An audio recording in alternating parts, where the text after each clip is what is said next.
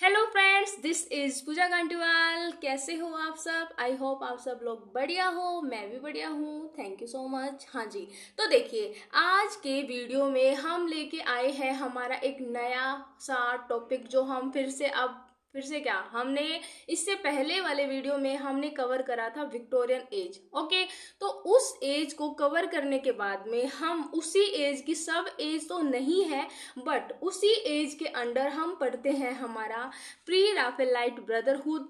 और दूसरा मूवमेंट आता है जो कि जिसको हम बोलते हैं एस्थेटिक मूवमेंट। ठीक है, लाइक विक्टोरियन एज स्टार्ट होता है हमारा 1837 में। ओके, और ये जो विक्टोरियन एज है इसके अंडर हम दो मूवमेंट पढ़ते हैं, दो दो ग्रुप के बारे में हम देखते हैं। पहला हमारा आ जाता है प्री राफेलाइट ब्रदरहुड और दूसरा आ जाता है एस्थेटिक मूवमेंट। ओके, इतना समझ आया? तो अब देखते हैं हम कि क्या है ये हमारा प्री राफेलाइट ब्रदरहुड। हाँ जी, तो इसकी जो स्टार्टिंग अगर बिगनिंग हम देखें तो वो होती है 1848 में। ठीक है, इसकी स्टार्टिंग होती है और विक्टोरियन की 1837 में। तो देख लो कितना टाइम इसके बाद में ये स्टार्ट हुआ है। ओके, इतना आप लगा लो। और अब देखते हैं कि क्या है प्री राफेलाइट ब्रदरहुड। जी हाँ, तो ये एक रिबेलियस और रेवोल्यूशनरी ग्रुप है। किसका? यंग विक्टोरियन इंग्लिश आर्टिस्ट का। ओके, मैं लिख देती हूँ अगर आपको ऐसे समझ नहीं आए तो। तो क्या है pre Raphaelite brotherhood? A rebellious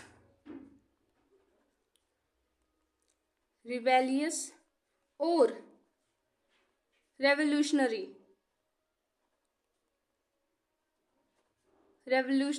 Victorian revolutionary group of young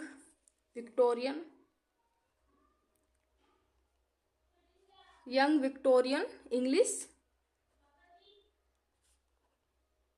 artist हैं ये। ठीक है, आर्टिस्ट है और पोइट भी है। आर्टिस्ट और पोइट और पेंटर भी है। ठीक है, इतना समझ आया? ये पेंटर भी है। हाँ जी, तो हम देखते हैं कि क्यों ये मूवमेंट चला, क्यों इसके बारे में हमें पढ़ना पड़ रहा है। ठीक है, तो हम देखते हैं।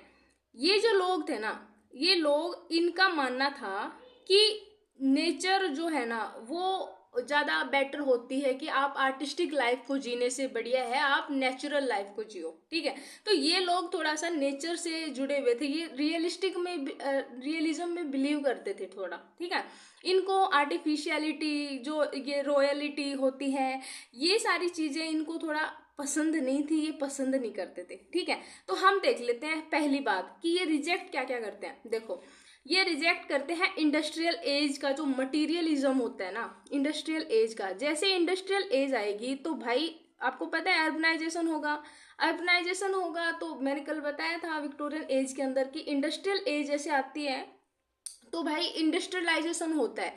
ठीक है, अर्बनाइजेशन जैसे ही होता है वहां पर इंडस्ट्रियलाइजेशन होता है, और जहां पर इंडस्ट्रियलाइजेशन होगा वहां पर मटीरियलिज्म अपने आप सेटअप हो जाएगा। ठीक है, तो ये मटीरियलिज्म को करते हैं रिजेक्ट, इनको बिल्कुल पसंद नहीं है। और क्या करते हैं ये एक डिटेल सिंबॉलिक पेंटिंग में बिलीव करते हैं। ठीक है, ये पेंटर का ग्रुप है, इनके अंदर कुछ पोइट भी है।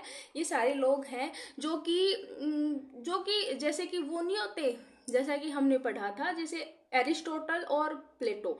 अगर हम इन दोनों की बातें करें तो हमारे जो एरिस्टोटल थे ना वो पोइट्री को बिल्कुल भी पसंद नहीं करते थे। ठीक है, बट जो प्लेटो है, मैं कुछ गलत बोल गई, हाँ, तो जो प्लेटो है उनको पोइट्री से थोड़ा लगाव था। ठीक है, तो वो उसको पसंद करते थे।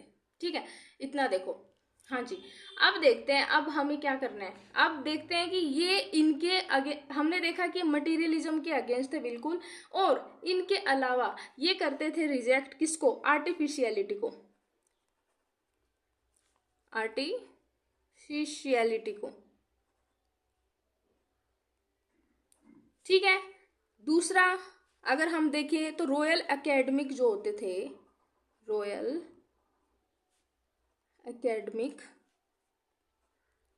एकेडमिक्स जो होते थे, इनके अंदर जो इनकी एकेडमिक आर्ट होती है ना, उनको एकेडमिक आर्ट को और अगर हम बात करें तो ये लोग बिलीव करते थे किसमें, तो बिलीव किस में करते थे, सॉरी सॉरी सॉरी, तो ये लोग बिलीव करते थे नेचर में।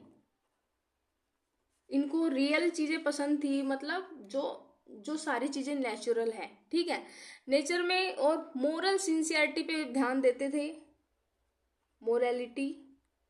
और अगर हम बात करें तो इनको इनका फोकस था ना, वो पोइट्री को या पेंटिंग को कलरफुल बनाना, एक नेचुरल वे में दिखाना उसको, ठीक है, और नेचुरल वे से उसको रियलिस्टिक चीज़ों से जोड़ना, इनका फोकस बिल्कुल ये था। लाइक अब वो कुछ भी उनकी लिटरेरी थीम होती थी कि वो कुछ भी अगर लिख रहे हैं वर्क वगैरह, उसके अंदर वो विविड कलर यूज करते थे, उसमें प्रिसाइज होनी चाहिए, डिटेल्ड होनी चाहिए उनकी सारी चीज़ें, उनमें कुछ मीनिंग दिखना चाहिए, ठीक है। तो वो अपनी पोइट्री थीम्स को यूज करते थे विविड कलर में और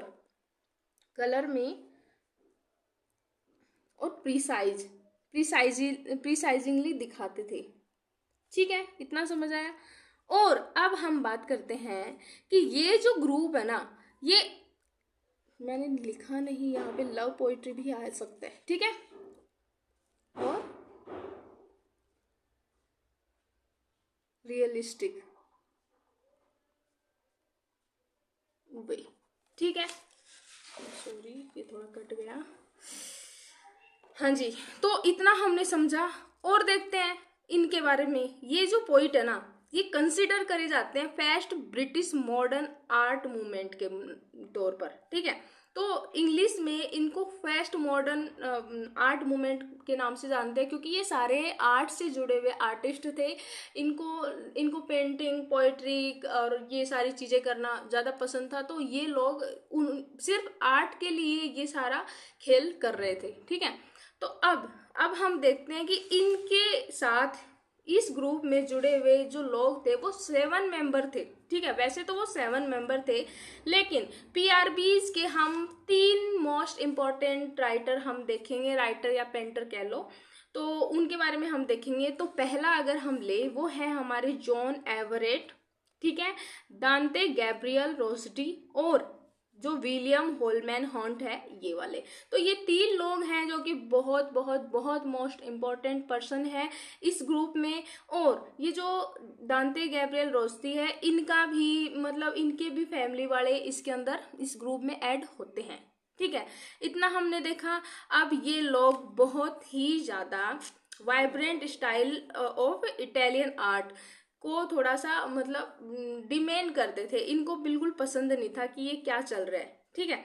और हम बात करते हैं अगर इनकी, तो ये जो ग्रुप है ये हमारे विक्टोरियन एज में आता है, ठीक है। और जैसे ही हमारा दूसरा ग्रुप आता है, तब तक इनका काम चलता है, मतलब इनका एग्जिस्टेंस तब तक ही होता है, ठीक है। उसके बाद में इस ग्रुप के बाद में हम पढ़ने वाले हैं हमारे एस्थेटिक्स मूवमेंट, ठीक है। एस्थेटिक मूवमेंट के अंदर भी हम बहुत ही अच्छे से डिटेल में कवर करेंगे।